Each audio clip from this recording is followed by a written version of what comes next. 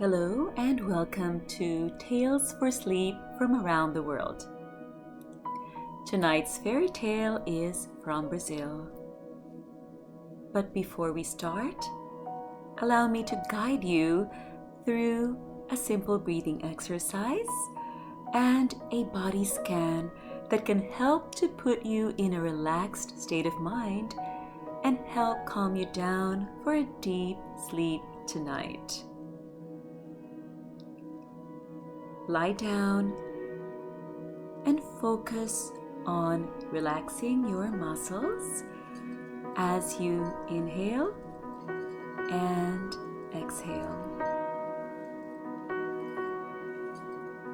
Try your best to make your inhale shorter than the exhale.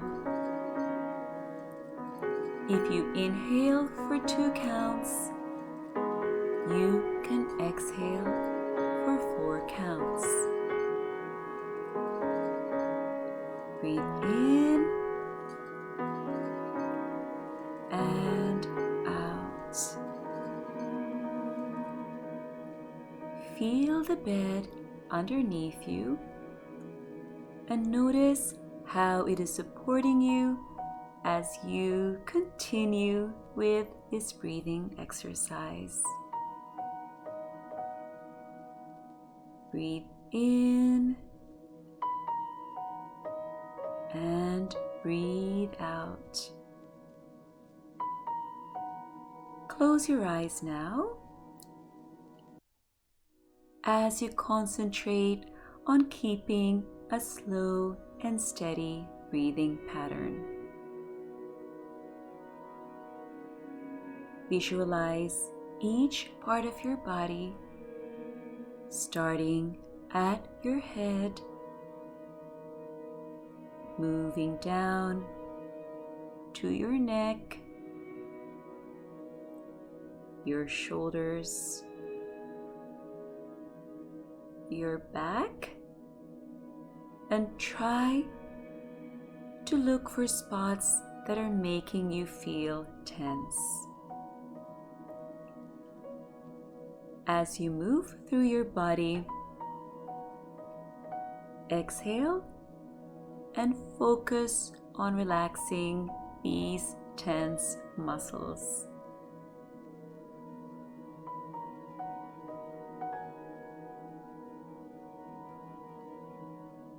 As you continue on with this technique, you'll find that both your mind and body will start to relax, and all the built-up muscle tensions from your day can slowly melt away.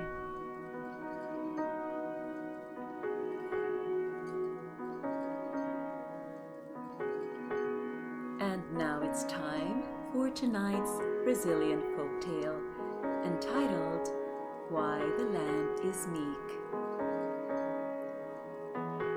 Once upon a time, there was a little lamb frisking gaily about the pasture. The bright sunshine and the soft breezes made him very happy. He had just finished a hearty meal, and that made him happy too. He was the happiest little lamb in all the world, and he thought that he was the most wonderful little lamb. A big toad sat on the ground and watched him. After a while, the toad said, "Oh, little lamb, how are you feeling today?" The lamb replied that he had never felt better in all his life. "Even though you are feeling very strong, I can pull you into the sea," said the toad. The little lamb laughed and laughed until he rolled over on the ground. "Just take hold of this rope and I'll show you how easy it is to pull you into the sea," said the toad. The lamb took hold of the rope. Then the toad said, "Please wait a minute while I get a good long distance away from you. I can pull better when I'm not too near you." The lamb waited, and the toad hopped down to the sea.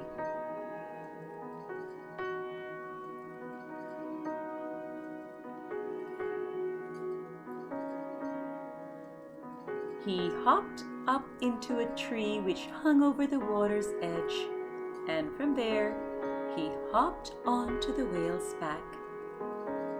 He fastened the end of the rope around the whale, and then he called out to the lamb, "All ready! Now we'll see how hard you can pull." When the whale felt the lamb pulling at the rope, he swam away from the shore. No matter how hard the lamb pulled or how much force he exerted, it did not do one bit of good. He was dragged down to the water's edge as easily as could be. "I give up," said the lamb, as he reached the water's edge. After that, although the sunshine was just as bright as ever, anyone who watched that little lamb could see that he was a little more meek. One day, not long afterwards, the sunshine was again very bright, and the little lamb was again feeling frisky. He was so happy and gay that he had forgotten all about how the toad had pulled him down to the water until the toad spoke to him. Then he remembered. "Oh, little lamb, how are you feeling today?" asked the toad. The little lamb replied that he was very well. "Let us run a race," said the toad. "I think I can beat you." "You may be strong enough to pull me into the sea," said the lamb, "but surely I can run faster than you. I've watched you hopping about my pasture. You can't run fast at all. However, I'll gladly run a race with you to prove what I say." The toad set a goal and told the lamb to call out every little while during the race so he could see how much further ahead the lamb was. Then the toad and the lamb started. The toad had assembled all his brothers and his sisters and his cousins and his uncles and his aunts before the race, and had stationed them at various points along the path of the race. He had told them that whenever any of them should hear the lamb calling out, "Laculay, laculay, laculay," the toad which was nearest should answer, "Gulugu bango, bangolay." The lamb ran and ran as fast as he could. Then he remembered his promise and called out, "Laculay, Lackale, lackale. He expected to hear the toad answer from a long, long distance behind him. He was much surprised to hear someone near him answer, Gulugubango, bangole. After that, he ran faster than ever. After running on for some distance, further the lamb again called out, Lackale, lackale, lackale. Again he heard the answer at only a short distance away. Gulugubango, bangole. He ran and ran until his little heart was beating so fast that it seemed as if it would burst.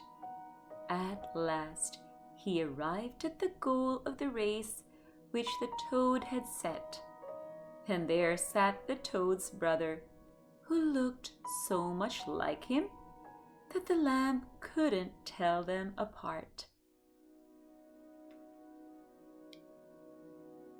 The lamb went back to his pasture very meekly and quietly.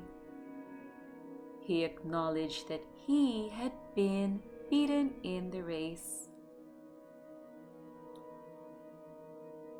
The next morning, the toad said to him, Even though you did not run fast enough to win the race, still you are a very fast runner.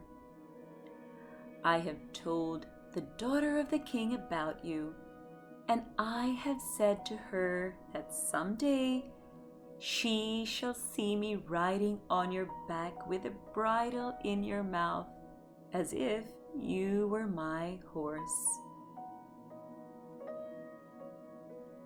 The lamb was very angry.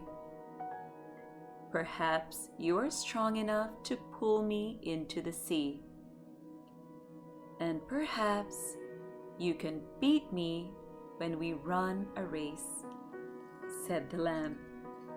But never, never in the world would I be your horse. Time passed, and the sunshine was very bright, and the soft, gentle breezes were very sweet. The lamb was so happy again that he forgot all about how the toad had pulled him into the sea, how the toad had beaten him at running the race. He was very sorry for the toad when he saw him all humped up in a disconsolate little heap one day. Oh, poor toad, are you sick? He asked. Isn't there something I can do to help you? The toad told him how very sick he was. There is something you could do to help me, he said. But I don't believe that you are quite strong enough or can travel quite fast enough. The lamb took a deep breath and blew out his chest. I'll show you, he said. Just tell me what it is. The toad replied that he had promised to be at a party that afternoon at the house of the king's daughter, and he did not see how he could possibly get there unless someone would carry him. Jump on my back, said the lamb. I'll carry you.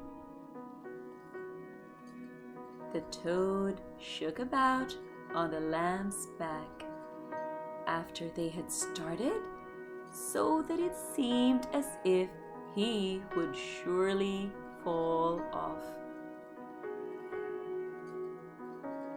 After a little while, he said, "I cannot possibly stand riding like this.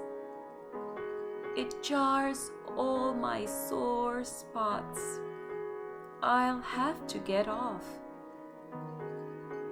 He tried it a little while longer and shook about worse than ever. Then he said, "Do you know, I think I could endure this painful ride a little better if only I had something to hold myself by. Do you mind if I take a piece of grass and put it in your mouth? I can hold on to that when I shake about, and my sore spots will not hurt so much." The lamb let the toad put a piece of grass in his mouth. After a while, the toad asked for a little stick. "The flies and mosquitoes annoy me terribly," he said. "If only I had a little stick, I could wave it about over my head and frighten them away. It is very bad for anyone in my weak, nervous condition to be bothered by flies and mosquitoes." The lamb let the toad have a little stick to wave over his head.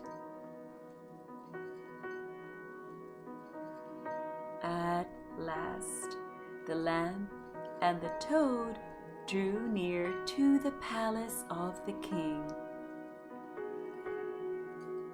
The king's daughter was leaning out of the window watching for them.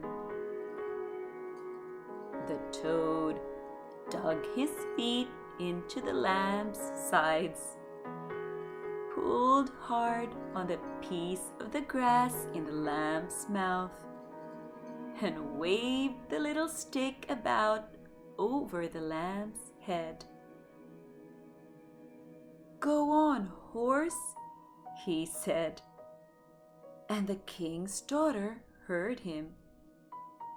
She laughed and laughed, and when all the rest of the people in the palace saw the toad arriving mounted on the lamb's back and driving him like a horse, they laughed too.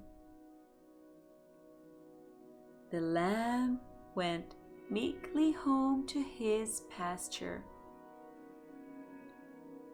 and from that day to this one, when one wishes to speak of meekness, one says, "As meek as the lamb." Dear sleep friends, that is our fairy tale for tonight. I hope that you enjoyed the story, and I hope that it puts you in a calm and happy state for a good night's rest tonight. Until the next fairy tale, wishing you a very good night.